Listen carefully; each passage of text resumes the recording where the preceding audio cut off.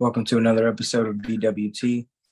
Today, we are going to go through the series with the Yankees and the Mariners, and then we will preview the series with the Dodgers this upcoming weekend. Then I will take you through the league leaders right now in the hitting stats and the pitching stats as well. And then we will go into the division standings at this point in the season. And I have something to say about the MVP in the AL. So let's get right into game one. Yankees start off with a win in the series, 10-4. Jake Bauers, this was his game. He's been playing really well lately. This game, he went 3 for 4 with 2 doubles and a home run with 2 RBIs. And Judge also went 3 for 4 with 2 home runs and 3 RBIs. Jake Bauers got the scoring started in the top of the second inning with his first RBI double of the day. Teoscar Hernandez hit a fielder's choice, which brought in a run. In the top of the third, Aaron Judge hit his first home run of the day, his 16th of the season. Jake Bauers hit his third of the season in the top of the fourth inning. And Julio Rodriguez hit his 10th of the season, making it 4-2. Then Willie Calhoun came up in the top of the fifth and hit a 2 RBI double to make it 6-2.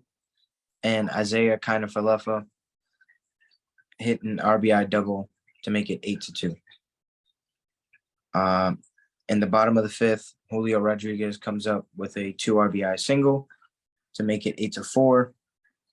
Judge comes up in the top of the sixth, hits his second home run of the day, 17th of the season, making it 9-4.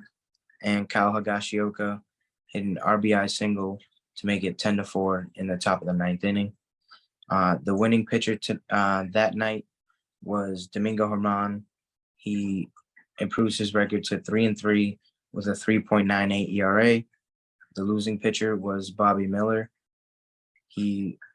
His record goes to 3-2 with a 3 flat ERA. In game two, the Yankees win again, 10-2. This is IKF's game. He went 4 for 5 with 4 RBIs. He's been playing well.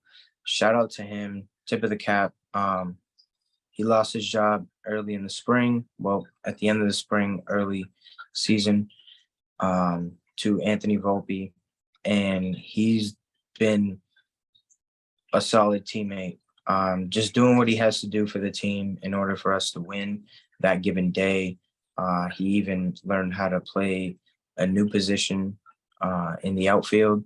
He plays all the outfield positions, I'm sorry. And he was always an infielder before coming to this team. He had dreams of being a Yankee shortstop as a kid.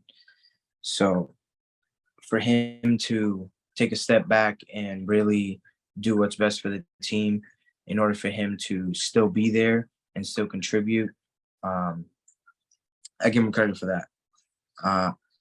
IKF started off in the top of the first with a 2 RBI single, and Jake Bauers hit a sac fly. We come up 3-0 in the top of the first. Anthony Volpe hits his 8th home run of the season, a 3-run home run, making it 6-0 in the top of the third. Greg Allen comes up with a solo shot, his first of the season, making it 7-0. Ty France finally gets the Mariners on the board with an RBI double, making it 7-1. And Teoscar Hernandez comes up after him and also hits an RBI double, making it 7-2. Judge hits his 18th home run of the season, making it 8-2. And IKF gets another RBI single in the top of the ninth, making it 10-2. The winning pitcher was Nestor Cortez to improve his record to 5-2 with a 5.16 ERA. That needs some work. And the losing pitcher was Logan Gilbert. His record goes to 3-3, and his ERA is a 4.08.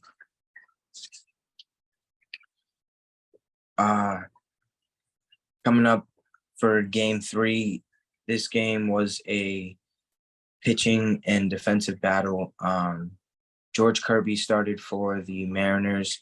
He went 8 innings, giving up only 3 hits with 7 Ks, no runs, no walks. And Clark Schmidt started for the Yankees. He went 5 2/3 of an inning, giving up only 3 hits and also 7 Ks. When Clark Schmidt came out, he was relieved by Wandy Peralta. Came in for 2 innings, did the job, and then it was handed off to Michael King, and Michael King got his innings done with no runs. And in the bottom of the 10th inning, we come in with Rob Marinaccio, and he gives up a single with that ghost runner at second base. The Mariners walk off to win the game to avoid the sweep. The Yankees threatened in the top of the 10th inning, but Volpe hit a ground ball to third. Eugenio Suarez came home to get the force play, and then the next batter, Franchi Cordero, which was pinch hitting for Kyle Higashioka, which I really didn't like. I get the matchup righty-lefty, but Higashioka was swinging it well today. I really liked his swings. So that happened, and he struck out with the bases loaded, and then we lose it in the bottom of the 10th inning. Cal Raleigh hits the single for the Mariners in order to walk off.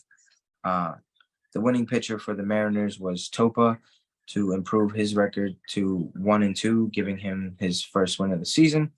And the loss for the Yankees goes to Rob Marinaccio. A little bit of an injury update for the Yankees. Harrison Bader goes to the 10-day IL with a hamstring injury. Rizzo is day-to-day, but he was ready to pinch hit if needed in the final game of the Mariners series, but he ended up not being used. And Boone said that they expect him to play for the series starting this weekend against the Dodgers. A couple returning faces are also making the trip. Tommy Canley is making the trip to LA. Giancarlo Stanton is also making the trip to LA. And Josh Donaldson is also making the trip to LA. They were all down in Somerset. And I mean, for them to have Giancarlo and Josh Donaldson in the same lineup down there, I mean, that must have been pretty exciting for the fans to see and come out to the ball game, to the ballpark and watch a great game. So let's go through the league leaders right now. For batting average, Luis Arias is hitting .381. Pete Alonso has 20 home runs, leading the league.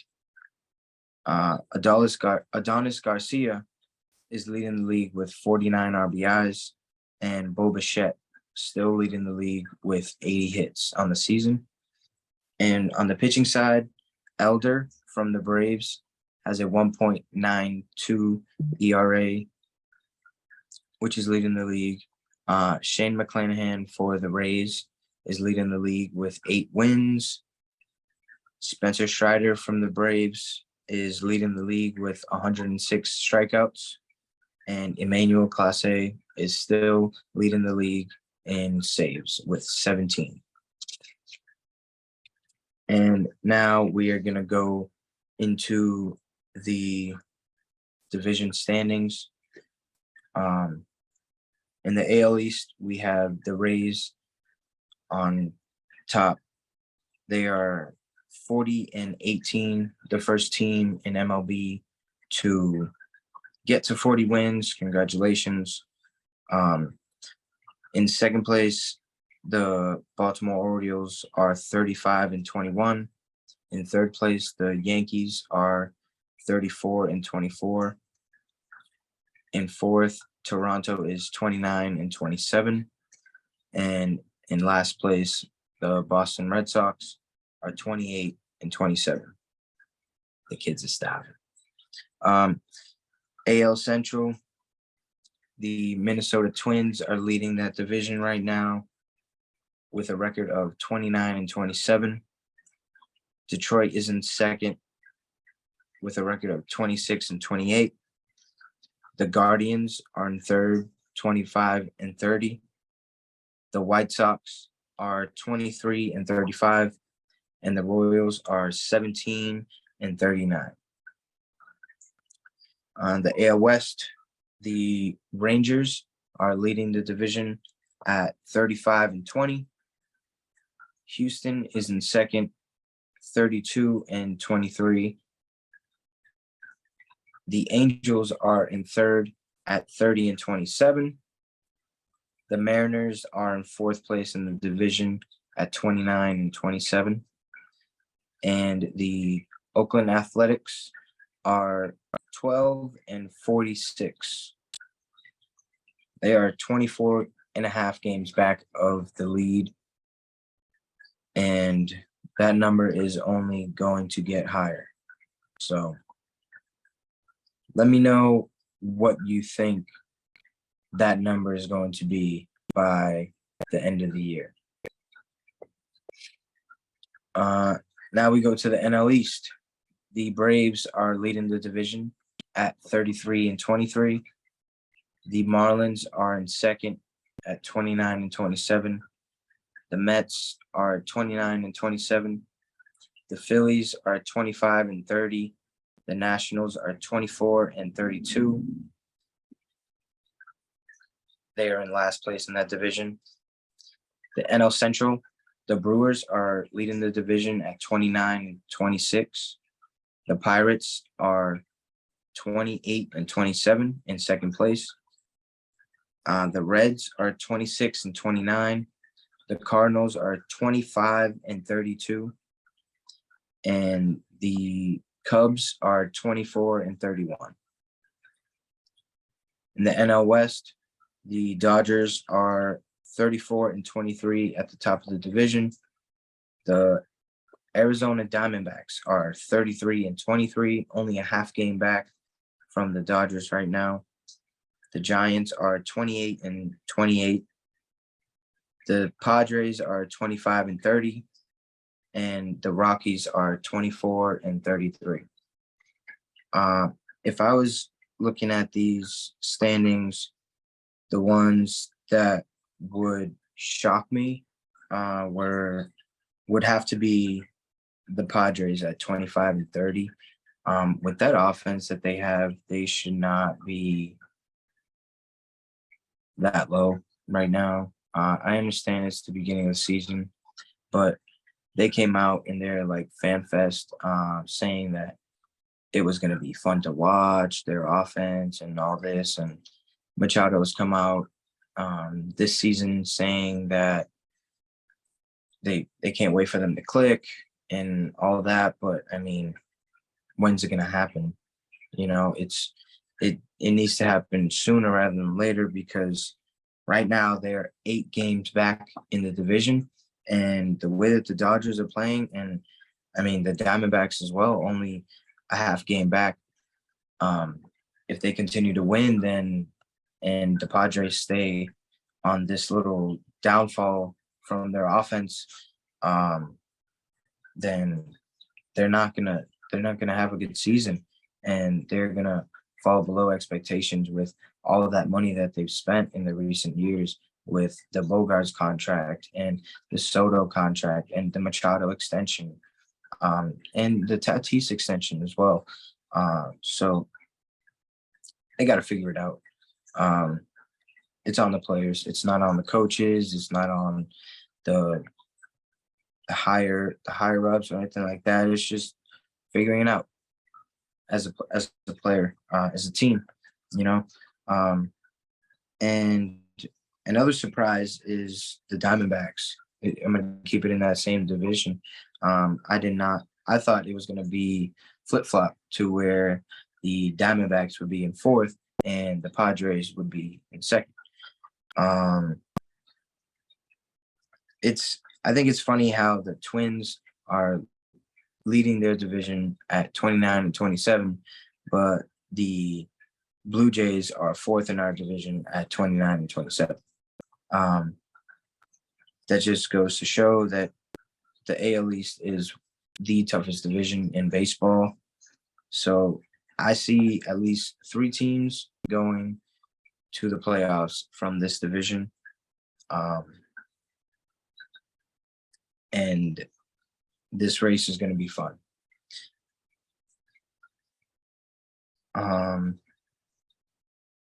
Another surprise for me, shout out to Carl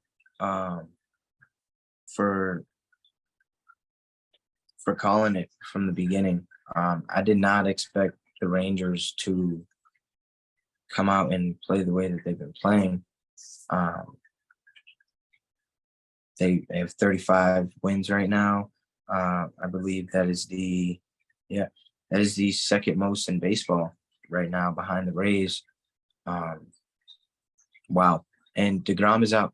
So they're doing it with just their offense. I guess Corey Seager coming back really helped them out up the middle and with that leadoff role. And Cardinals, I know you had a good week. Let's have another good week. All right. I don't like looking at these standings and seeing you at the bottom of your division. It should not happen. Wainwright, talk to you guys. All right. And the Phillies. I know you guys started off slow last year, but come on, you just went out and got Trey Turner, and I understand you lost Reese, but you still got Hapa, you still got Schwarber, you still got Castellanos, you still got Alec Bohm, you still got Bryson Stott, you still got JT. So, I mean, let's go. I root for you guys because my favorite player right now is on your team. So I want to see you guys do well and compete in the postseason. So pick it up. But that's a wrap for this episode. I will see you guys on the next one. Peace.